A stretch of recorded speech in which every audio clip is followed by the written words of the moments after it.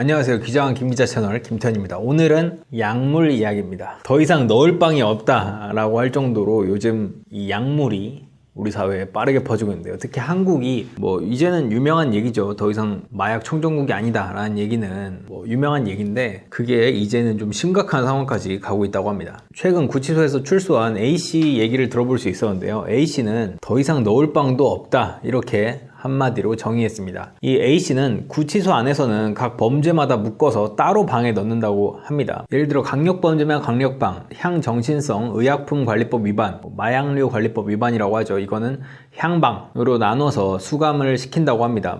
정확하게 들어오면은 미결은 나누는데 기결은, 그러니까 미결은 구치소였을 땐 나누는데 기결, 교도소에 가게 되면 형이 확정되고 난 이후에는 나누지 않는 교도소도 일부 있는데 요즘은 대부분 또 나눈다고 해요. 잠시 다른 말 하자면 왜 이걸 나누나에 대해서는 정확한 의견은 잘 모르겠어요. 근데 갔다 오신 분들 얘기를 들어보면 이게 안 나누고 예를 들면 마약방, 예를 들면 향방, 강력방 그냥 섞어 놓으면 이들이 모여서 어벤져스를 만들어 버릴 수도 있다. 조직, 팀을 만들어서 팀 단위로 움직일 수 있는데 같은 부류끼리 모아 놓으면 그럴 가능성이 좀 적다. 대신에 그 해당 범죄가 전문화되고 고도화될 수는 있다. 예를 들면 사기로 감옥을 가서 이제 그 안에서 오히려 정말 박사학위 따고 오는 경우가 있지만 그래도 이게 어벤져스보다 낫지 않냐 그런 얘기도 합니다. 정확한 이유 아시는 분은 알려주세요.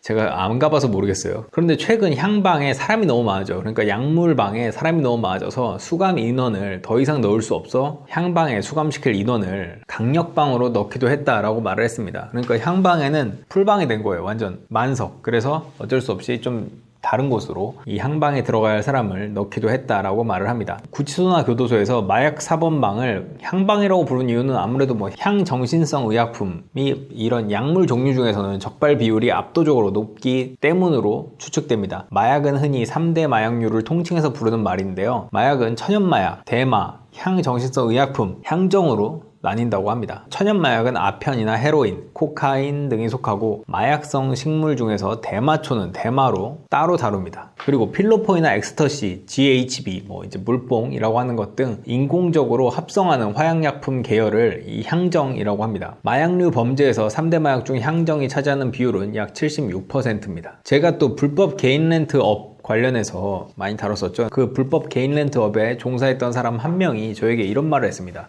굉장히 충격적인 일을 목격했다는 건데요. 차량을 회수한 뒤에 이제 문제 없나 검사를 하는데 조수석 쪽 구석에서 피 묻은 주사기가 떨어져 있는 걸 봤다는 겁니다. 정신이 없었던 건지 차에서 이 약물을 주입하고 주사기도 제대로 처리하지 않았던 것 같다면서 이런 약물이 많이 퍼지고 있다고 하는데 대놓고 주사기까지 목격하니까 깜짝 놀랐다고 설명을 했습니다. 차량에서 주사기가 나오고 구치소나 교도소에서는 지금 향방에 사람이 너무 많아지고 뭔가 국내의 마약이 급속도로 번지고 있는 걸 보여주고 있는 사례들인데요. 이 두 명의 말처럼 체험담에 그치는 것이 아니라 사실상 통계를 보더라도 이를 뒷받침한다는 걸 알 수 있습니다. 이 관세청에서 발표한 연도별 마약 밀수 단속 추이는 다음과 같습니다. 2015년 92kg, 2016년 50kg, 2017년 69kg에 그치다가 갑자기 2018년부터 362kg, 아예 단위가 달라졌죠. 2019년 412kg으로 증가했습니다. 2016년과 비교하면 2019년은 3년 만에 8배 이상 증가한 셈이죠. 마약류 사범 적발 추이도 증가 추세인데요. 2019년 적발된 마약류 사범은 16,044명으로 역대 최대치입니다. 아직 2020년 통계가 안 나와서 그런데 추이로 보면은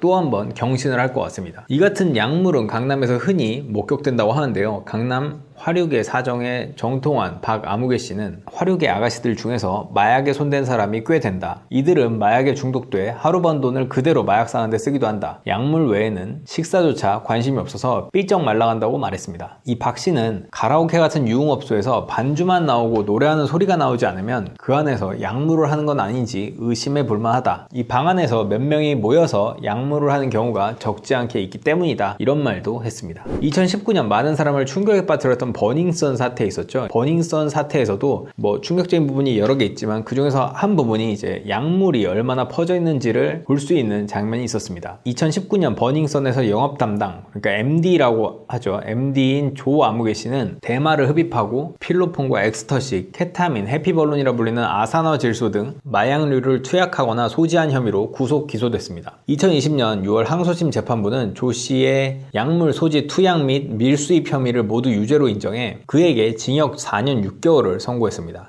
이 조 씨는 다른 약물 사건 연루자인 남양유업 창업주 외손녀 황하나 씨나 이문호 버닝썬 대표 수사에도 협조해 각 사건에서 결정적 역할을 했다고 알려졌습니다. 그러니까 이분이 마약류로 잡혔지만 그 외에는 자기가 이제 여러 사람을 체포되는데 일조를 한 거죠. 이 이문호 버닝썬 대표 역시 마약류 관리에 관한 법률 위반으로 처벌받았는데요. 2019년 11월 항소심에서 이 씨는 마약 투약 혐의로 징역 1년을 선고받았습니다.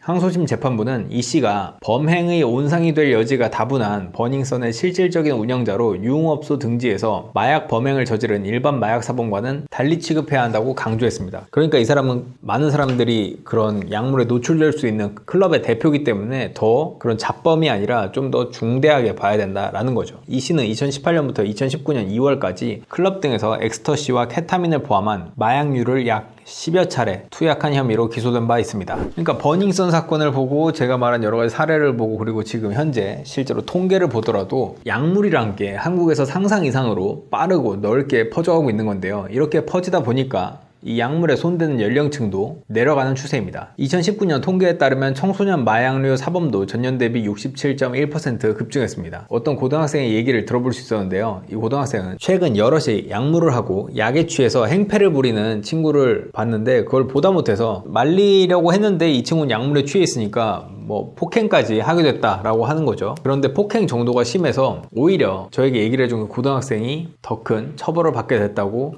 얘기하기도 했습니다. 이 고등학생은 최근 약물을 워낙 쉽게 구할 수 있다 보니까 고등학생이 마약을 하는 경우도 꽤 볼 수 있다고 말을 했습니다. 그래서 실제로 마음먹고 구하려면 약물을 구하기는 어렵지 않다고 해요. 그래서 구글에 특정 키워드 몇 개만 입력하면 그램당 가격까지 친절하게 나오기 때문에 이들에게 암호화폐를 입금하면 속칭 던지기 수법으로 약속된 장소에 약물을 놓고 간다고 합니다. 그런데 이렇게 쉽게 구할 수 있고 뭐 그렇다고 하더라도 정말 약물을 절대 해서는 안 되는 이유가 진짜 한번 발을 들이면 이게 정말 끊기가 너무 힘들다고 합니다. 그래서 담배도 끊기 힘든데 이 약물은 오죽하겠냐는 거죠. 그래서 주변에 약물을 하는 친구가 있는 사람을 보면은 그 친구를 말리려고 하더라도 그 약물을 막으려고 하면 엄청 공격적으로 변한다 뭐 이런 얘기도 한다고 해요. 그래서 약물이 정말 넓게 퍼지고 있고 그렇기 때문이라도 더 조심해야 하고 이제 더 이상 한국은 약물 청정국이 아니다 라는 걸 마음속에 새겨두셨으면 좋겠습니다. 어쨌건 이 통계가 정말 급속도로 막 300% 이렇게 증가하고 있는 통계도 있기 때문에 정말 우리나라에서도 약물 관련한 범죄가 앞으로도 더 많이 늘어날 것 같고 더 조심해야 되지 않겠나 라는 생각을 하면서 오늘은 여기까지 하겠습니다.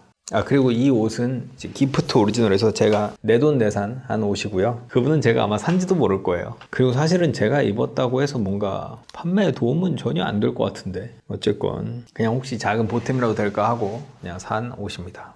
끝. 구독, 좋아요, 알림 설정까지 부탁드립니다. 20만 가자!